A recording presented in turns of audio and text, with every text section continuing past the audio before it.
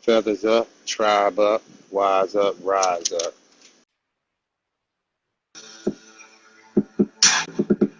Let's get it. Fair use. They trying to cut us off. It won't happen today. Not today. Feathers up, tribe up, wise up, rise up. Feathers up, tribe up, wise up, rise up. Tighten them up. Thompson Star 6. Eastern Band Sioux, Wolf Pack pursue. Family like glue, let's tribe up too. Man, know we ready for the fight. Eagle Land, better keep those feathers high. Eagle Land, spread the wings in the sky. Eagle Land, better keep those arrows tight. Eagle Land, know we ready for the fight. Eagle Land, better keep them feathers high. Eagle Land, wings spread it in the sky.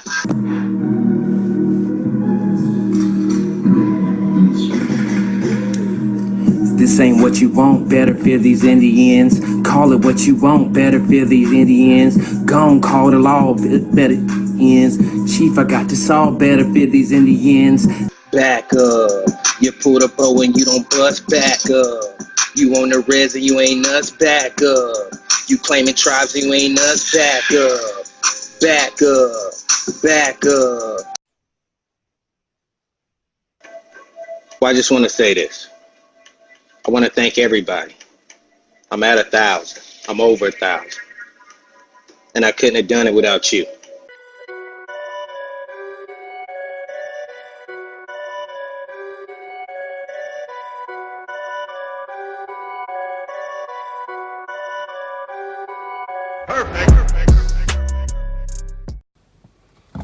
What's good to the tribe?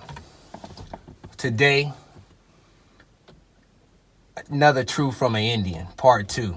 But it's really truth from Nigerians, truth from Africans, truth from real life Africans and not the play ones. So I'm going to start off today and I'm going to ask a question. Do y'all believe in ancestry DNA? Do you believe it can trace you back to where you first started from, where your genes first started from? Yes and no, in the sense that it could be possible. At the same time, it can be manipulated to please someone, to actually make someone belong to somewhere actually where he or she doesn't belong to. So it's possible. At the same time, it can be manipulated. Okay.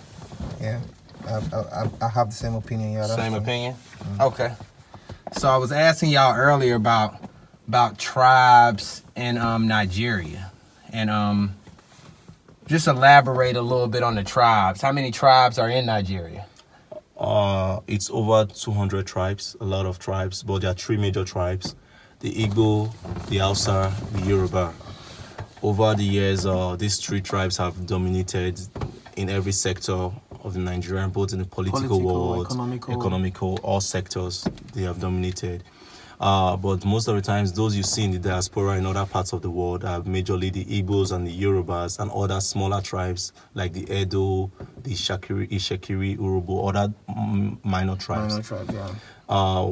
The most, you well know, Nigeria is the largest black nation in the world. It's over 200 million people, the 7th largest in the world. They also possess a lot of mineral resources and it's a great country, but at the same time, it's also the world poverty capital of the world, in the sense unfortunately, in the sense that 61% of the country survive on $1 a day. It's that bad. Oh, it's bad. Yes. So that's where everybody's trying to come here, right? Yes. Exactly. Okay. That's why, because the country, at the end of the day, does not provide enough opportunities for you to, be financially okay or stable. So you have to look outside. And that's why you have many Nigerians ready to go outside and spread their wings and try and get a better life. So, and of course, no better place than America to do that. And if you look at the statistics, the most educated immigrants in the United States of America are Nigerians. If you look at the statistics, the amount of black doctors in the US, Nigeria has the highest. If you look at the statistics, the most educated people one of the most educated nation in the world is Nigeria, in the sense that they know the value of education, they know the value of making money and hustling. Yeah, actually making enough money, putting in time, working hard. Nigerians are ready to always work hard and try, because we're born in a society that we just had to struggle from when we were little. We had to survive. Let's use the word, survive. So anyhow, we try to survive. We try to go for it, and for now it's Okay. going to other places. So as far as tribes, what distincts different tribes from other tribes? Like, how would I know I'm Igbo? How would you know I'm Igbo and then somebody else is something else? The first way you know is your name. If I tell you my name, if I tell a fellow Nigerian my name, he or she already know where the tribe I'm from. Now, another thing that differentiates them is the way they talk. The way their tongue, kind of like their accent. The accent. Like an accent. You can actually tell from mine, because I lived in the south, where I'm originally from the east. The eastern have an accent. If I hear an eastern speaking, I will know it's from the east. If I hear a southern speaking, I'll know it's the south. If I hear northerner, I'll know. Or western. Or westerner. So, but because of the fact that I lived in the south, I didn't really get either the southern tongue or the eastern tongue. So I just you can't tell from my look either. So, but generally, it's basically name and food. Food, okay. We all have different foods that differentiate each tribe. Okay. If I tell you the food I like, you know he's from this thing. He likes this kind of food. If I tell you the food this one likes, and then our terminologies, in as much as our lingua franca in our country is English. A lot of Nigerians speak a broken English called Pidgin English. Pidgin English or Nigerian English. Pidgin English. Nigerian Pidgin. Yeah. Speak something for me. If I want to ask him right now, how you doing? I would say, how you day?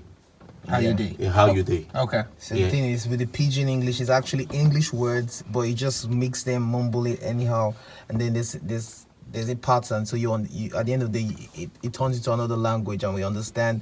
And that's like what everyone understands in the country, because some parts of the country, they might struggle to understand English. If it's not their native their native tongue, they might struggle to understand English. So you use Pidgin English it's the whole country understands Nigerian Pidgin English. So do y'all have a lot of tribal warfare, tribal beefs? Yes, we do. Yes, we do. In the sense that even when we had a civil war in '67. Yeah. 3 years. For 3 years, 67 to 70. We've also had different tribes dragging for supremacy, in the sense that sometimes the Easterners go to Northerners and create business. The Easterners are known for their business knowledge, so then go to the northern part of Nigeria. Igbos. The Igbos. Because okay, sorry to cut you. The Easterners are the Igbos, the Westerners are the Yorubas, and then the Northerners are the Hausas. Now the South, which is the South part, we've not mentioned it. They consist of so many little minor tribes combined together to form the South. But the East is a major tribe, the West is a major tribe, and the North is a major tribe. So who really is the biggest tribe, if you want to put it like that? You wouldn't know. That's why that's what creates those civil unrest sometimes, and they are dragging for supremacy, as he was saying. Okay. So in the aspect of the different tribal crises and stuff like that, when the Igbo people from the east go to the north, they have business knowledge. They all know them. They go there, they create a lot of firms and create wealth to take back to their land. Now, the Northerners will be uncomfortable with that, because they have come over to the northern side, create a lot of business, develop wealth for themselves to go and develop their own society back. So that creates envy and stuff like that. And the Igbo and Hausa, because of the civil war that happened over 40 years ago, over 50 years ago, the enmity has grown so deep in them, they generalize people. Now, the Igbos, they stereotype them because of the fact that the Hausa people are usually the humble ones. They're usually the calm ones. But then again, they don't usually... Yeah, a lot of... are the calm ones? They are the calm ones. The Igbos are usually... They have bragging rights. Okay. I will use the word bragging rights. Igbo, they have bragging rights. The Hausas are less educated. They are more physical. They're more... I would like to say more inclined to like fight and war. Yeah, because they like to fight because of the fact that they feel that other tribes want to intimidate them because they are less educated. Okay. An average Nigerian is educated. Now, an average Hausa is not educated. Yeah, So that is the difference. You have to like pay people to go to school, like regular, maybe elementary school or high school. You have to convince them like, to go to school. Convince them. They will not want They will rather do like little jobs from when they were kids. And this one reason why this is happening in the Hausa land, a lot of times they marry them out too at the age of 13.